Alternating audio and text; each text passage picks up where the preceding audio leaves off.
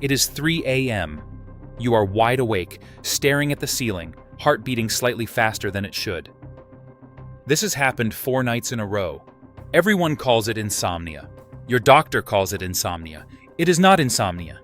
Your liver is the one waking you, and tonight that stops. Most people over 60 are told the same thing when they bring up middle-of-the-night waking. They hear that sleep architecture shifts with age, that deep sleep naturally becomes harder to hold, that this is simply what getting older looks like. They receive a sleep aid, sometimes melatonin, sometimes something stronger, and they take it for months wondering why they still surface at the exact same hour with that same unsettled alertness in the chest. The sleep aid is not fixing the problem. It is sedating you through the symptom while the cause runs untouched underneath. In this video, I am going to walk you through the 4 mechanisms by which your liver is pulling you out of sleep between 1 and 3 in the morning. Why this happens at this specific hour rather than midnight or 5 a.m., and the 90-second bedtime ritual that interrupts the cycle before it surfaces. The 4th mechanism is the one that surprises people most, and it connects your liver to a hormone almost nobody associates with sleep. Subscribe to this channel before we go any further. You know exactly what this pattern looks like from the inside. You fall asleep without much trouble, sometimes before 10, and the first few hours feel fine, genuinely restful, in a way that makes you think tonight will be different. Then somewhere between 1 and 3, your eyes simply open. Not from a noise, not from a dream, just open, and you are completely awake in a way that feels nothing like drowsy. There is a faint alertness in your chest, almost like mild anxiety without anything to attach it to, and lying still feels like effort rather than rest. You check the phone, see the same hour you saw last night, and your mind begins calculating exactly how many hours of sleep remain if you fall back asleep right now, which is precisely the thought that makes falling back asleep almost impossible. By 5, you manage something thin and unsatisfying. By 7, you are up, already behind before the day has started, carrying a fatigue that coffee softens but never clears. Here is the conversation that almost never takes place at a standard appointment. Nobody explains that the liver runs on a circadian schedule of its own, with a peak window of intensive metabolic activity that falls between 1 and 3 in the morning, and that this activity can become physiologically loud enough to surface you from sleep when the liver is under a specific kind of strain. There is no pharmaceutical product that addresses liver circadian disruption, and there is no billing code for the 15-minute explanation that would help you understand what is actually happening in your body at that hour.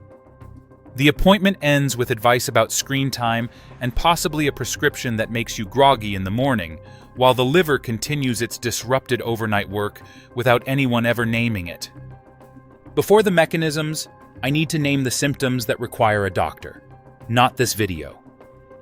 If you wake at night with chest pain, pressure, or tightness that extends into your jaw or left arm, that is a cardiac emergency, and you call for help immediately. If you wake with sudden confusion, a severe headache, or difficulty forming words, that requires emergency care. If your waking pattern comes with significant night sweats, unexplained weight loss, or you have a known history of liver disease and your symptoms are changing, please see your doctor this week, not next month. If none of those apply to you, and what you have is simply waking between 1 and 3, feeling alert and unsettled with no other symptoms, then what I am about to describe is almost certainly happening inside your body right now. Here is the fact that changes everything, and it directly contradicts what most people assume about sleep. Your liver has its own internal clock, completely separate from the one in your brain. It is running on a genetically encoded 24-hour program, and research published in the Proceedings of the National Academy of Sciences confirmed that roughly 80% of the liver's gene expression follows a strict circadian rhythm. The liver's peak metabolic window, the period when it performs its most intensive biochemical work, falls between 1 and 3 in the morning. For a healthy liver, this happens silently. But when the liver is under strain from accumulated fat, chronic low-grade inflammation, or years of processing a diet high in refined fructose, this overnight work generates a level of physiological activity that is detectable enough to cause light arousal. You are not waking because your sleep is broken. Your sleep is being broken because your liver is working harder than it should at the worst possible hour. The second mechanism runs through blood sugar, and the liver is the organ responsible for preventing it from becoming a problem overnight. As you fast during sleep, your brain and body continue consuming glucose, and the liver's job is to release stored glucose steadily from glycogen to maintain stable levels through the night. Think of the liver as a slow-release fuel reservoir with a float valve that opens and closes automatically to hold a constant level. When the liver is inflamed or its glycogen stores are depleted, that float valve becomes erratic. Blood sugar dips below a critical threshold. The body responds by releasing adrenaline to signal the liver to release glucose immediately. Adrenaline at 3 a.m. is exactly as disruptive as it sounds. Your heart rate rises slightly, your mind snaps on, and the body sits in a low-level alarm state that feels like anxiety without a source. Research published in Diabetes Care identified this nocturnal adrenaline response from unstable overnight glucose as a significant driver of sleep fragmentation in adults over 60. The third mechanism involves histamine, and this is the one most people have never heard explained. Your liver produces an enzyme called diamine oxidase, which is the body's primary tool for breaking down and clearing histamine from the bloodstream. Histamine is not only an allergy chemical, it is one of the most potent waking signals in the human nervous system, actively promoting alertness during the day and needing to fall completely silent at night for deep sleep to hold. When the liver is overburdened, diamine oxidase production drops. Histamine accumulates in circulation, and the nervous system receives a low-grade waking signal in the early morning hours when it should be receiving none at all. Research published in the Journal of Clinical Gastroenterology established this connection between reduced liver function and elevated systemic histamine, with disrupted sleep listed among the primary reported symptoms. Most people experiencing this have been treated for anxiety or given antihistamines that address the downstream effect, while the liver dysfunction driving it continues. The fourth mechanism is the one that surprises people most, and it connects your liver directly to your stress hormone. Cortisol is metabolized and cleared primarily by the liver.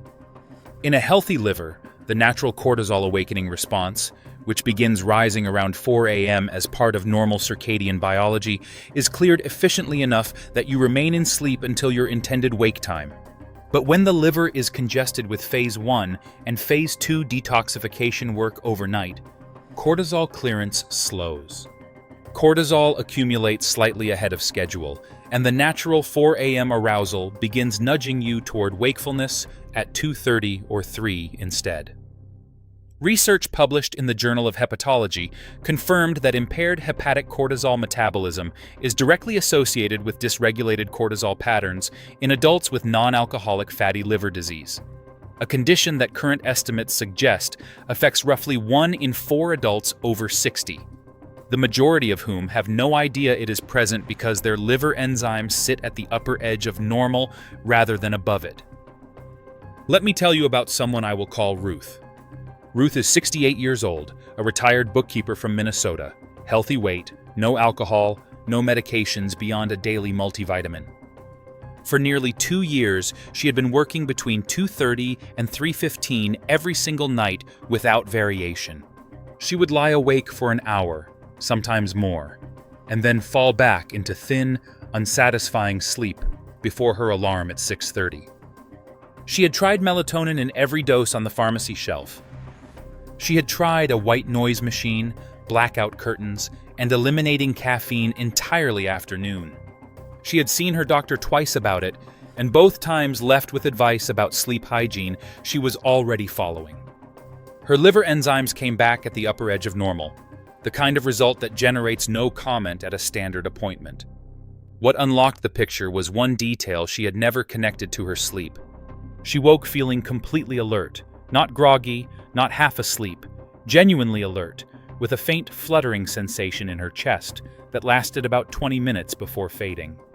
That flutter was a low-level adrenaline response. The sharp alertness was histamine. Her liver was behind all of it. Ruth followed the full protocol for 3 weeks. The first shift she noticed was in week 2, when the waking reduced from every night to 3 nights out of 7. By the end of week 3, she was sleeping through 5 most nights. After 6 weeks, she described her sleep as the best it had been in 4 years, and the flutter she had grown so used to, she had stopped noticing it had disappeared entirely. Here is the protocol. 3 parts, and the most important one begins tonight. In the morning, before your first coffee or food, drink a full glass of warm water with the juice of half a lemon.